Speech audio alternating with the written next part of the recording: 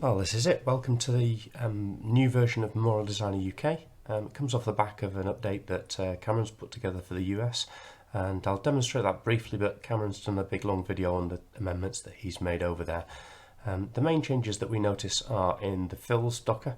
So gone is the extra features at the top that we didn't use, and he's taken what we did in the UK with the favourite fills, and he's said I could do that better, and he has done. He's done a really good job of this. So we can take any of these fills that are available down the bottom here, and we can right click those, say the Bahama blue one there, and click favourite, and it will now appear up at the top. Now when I did the favourite before, I looked down and I chose this coral blue as being a better representation of Bahama blue than the actual Bahama blue one. So you can see that they are slightly different, and you can now choose whichever one, indeed any of these colours that you wish to have as your favourite. I can also right click these, and if I click settings, and I can change the name of those. Unfortunately I left click that, so that's why it's just filled in, and you're beating me to all the other demonstrations. But anyway, so I can click save there, and now it says coral blue. As you can see now, I did unfortunately left click rather than right click. You'll see it's actually filled in the design. It's also filled in the lettering colour as well. If I just undo that stage, you can see that I've got letters here in black and I've got letters here in white. Anything that's coloured black on the screen here is going to make this this colour, this primary colour, and anything that's white becomes the secondary colour. And if I right click those, and I'll try and right click this time, so we can see the options available to us here. So we can see the different colours that are available, and I've just selected gold leaf as being the primary colour and silver leaf as being the secondary colour. So when I click fill, it will then change those to the primary and secondary colours. As I said, you can click this button here, which will remove the fills, takes the fills away, and you can see the difference there between what I classed as our Bahama blue and what Cameron believes is more like his Bahama blue. So feel free to have a play with those. Go through and add whichever colours you see fit. You can scale these here like this. One of the things that you can also do is change the settings and when it prompts you for doing different things. I think that personally having the top three boxes unchecked and the bottom three checked gives me the most sensible prompts at the right times, etc. Basically have a play with those, have a look at Cameron's video. It goes into all the prompts and what's actually happening in far more detail than I really need to at this point in time. So what else have we changed? Well, this top bar here, pretty much the same as it was before. My screen doesn't display the nudge sizing at the end there, but you can see that the vast majority of that is all the same. There's nothing significant changed up there.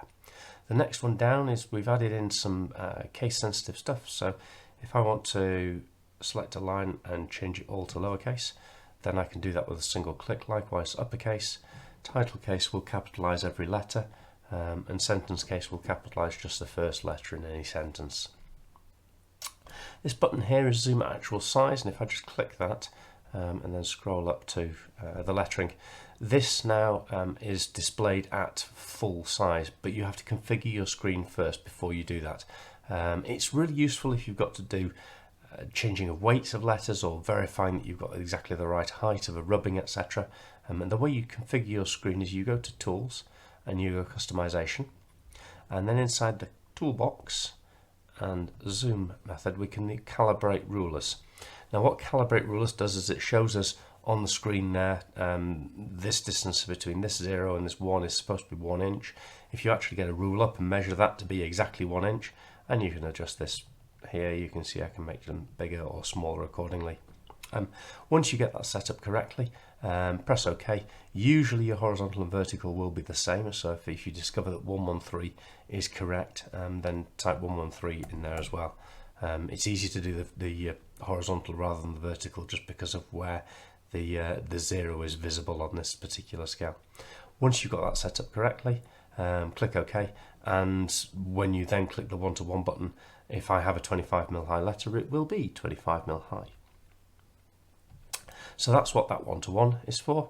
I'm just going to press F4 to zoom out to everything. This button here is the Smart Fill tool, and if you've seen any of the videos on creating your own designs or memorial shapes, you'll see me use this quite a bit. It's a really useful tool for just filling in a shape. So you can see here that the shape that I filled in down the bottom, it's filled in and it understood that this was line and a boundary box on this particular shape. It's really useful, as I say, for creating your own designs and creating your own memorial shapes. The next feature that I've put on here is transparency. Again, have a look at the bullnose edging or the chamfered edging videos which are out there, and they explain how and why you might want to use the transparency tool. Dimensioning tool does pretty much what it says on the tin. If I click here and then drag across to that edge there, you can see that I've got a 1'9" or 21 inches. So it's a 2319 is the memorial that I'm working on here. Again, it's just something that is relatively commonly used, so I thought I'd put a button on there for it so that you're not hunting around for that sort of thing. Plot page and launch, you're likely to use one or the other of these. Launch if you've got a GraphTech plotter, because the GraphTech export functionality is within here, and plot page if you're using a Sumo plotter.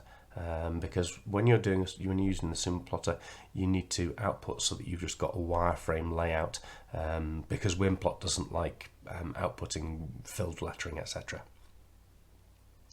So that's that toolbar there. If you decide you don't want one of these, then press the Alt button, click the object or the button that you want to remove, and drag it down, and you'll see that it goes to a cross, and that will then delete that button off your menu bar. I'm going to just put it back there because I don't want to delete it.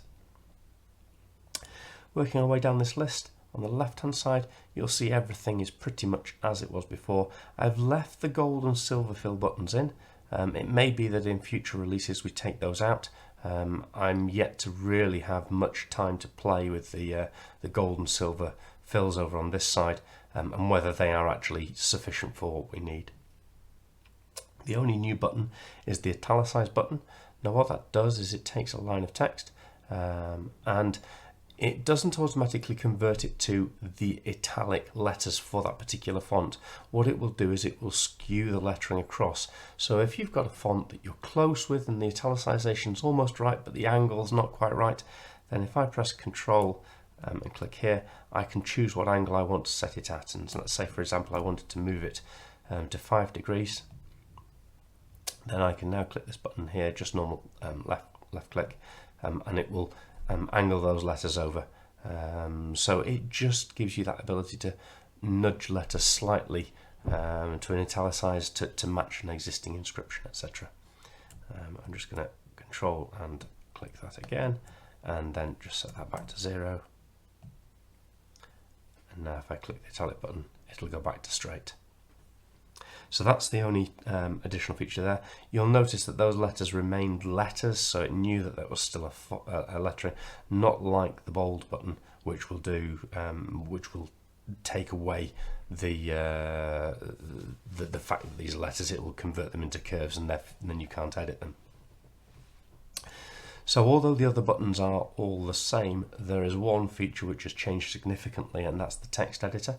And if I click the text editor, then you'll see that I've now got different options. You can choose to display those or hide them as you see fit, but this will do the word spacing, line compression and letter spacing on a given line. So if I wanted to increase the word spacing on the second line here and move it out to be significantly wider, then you can see that it's just nudged out the word spacings.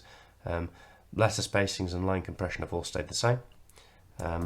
Likewise, if you wanted to adjust the letter spacing, then you can bring the letter spacing in a little bit, just to give you that flexibility on an individual line.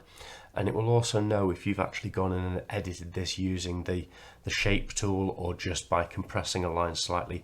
It will understand what you've done, so that you can then replicate that across a number of lines. So if I just click apply to that one and then exit, I'm just going to compress this line manually by a little bit, and if I now go back into the text editor, then you'll see that it's realized that we've compressed that line 95%. You can set this manually if you want and either really compress the line or set it back to how it was at the outset. The other nice feature which kind of bugged me from the day that I wrote this code is that I can now press enter in the middle of a line, so I can add in blogs. I can add in text just by pressing enter. Born 12th Feb. So I can do that. I can also, if I want to split a line, so if I wanted to split that in loving memory of, I can add enter in there, put an enter in there, and I could put an enter in there. And when I click apply, it will go and adjust that for me. It will replicate the details or however the previous line was set up. So you see how the top section is gold. That was because those were gold to start off with. The next sections were silver, and it's just replicated that settings across the board there between them. So that's how that particular feature works. We've still got the ability to set all the line spacings and all the line heights. I've moved this box fractionally now, so this 12 corresponds to the line spacing between these two here and this one between these two here. It wasn't quite in the middle, but it is now. And you can still delete lines in the middle if you so desire. One thing you will notice when you load the new update is that it will reset your default font back to Arial. So you'll just need to go into the settings and to choose whichever font it was that you want to have as your main font as the default there. I'll click cancel. The other area that I've changed slightly is actually in the font configuration. So again, the same button there. If I press Control and click to get the font configuration tool up, you'll now see that I've got additional options here in terms of add single font. It's a little bit more interactive. It does pop message boxes up, and it also doesn't overwrite any settings that you've got saved. So if you've saved everything, so if I click Save Changes now, it'll say I've saved that and it will close it for you. If I click in again and I go into Load Fonts, pops message box up and says I'm just going to reset scaling factors. What that means is it's going to reset scaling factors and load in any more fonts. But if you've just saved changes or you've been working normally, then don't worry about the slight warning to say make sure you save these before loading fonts again. And what that will do is it will go away and it will look for any additional fonts that weren't installed on the system, and it will bring them in and install them for you at this point in time, and I can just click Save Changes. I've got my usual checkboxes to say whether they're going to appear on the text editor screen. Word of warning, if you don't select a font to appear on the text editor screen, then when you go to the text editor screen it doesn't get the scaling factors right. In order for the scaling factors to be applied correctly, you need to make sure that the font is indeed on the list of fonts in the font editor screen. Add single font. If all else fails and it's not loaded the font incorrectly, then you can type add single font here, type the name of the font that you're going to be using, my font, and what the scaling factor is going to be, and then click make favorite if you want to make that a favorite. You shouldn't need to do that ever, but that's available if we ever need to do that. And that pretty much is it. If you've got any queries or if you've got any features that aren't there that you think, you know what, it'd be really cool if, then just let me know, and I will look and see exactly how straightforward that is to do for you. Thank you very much.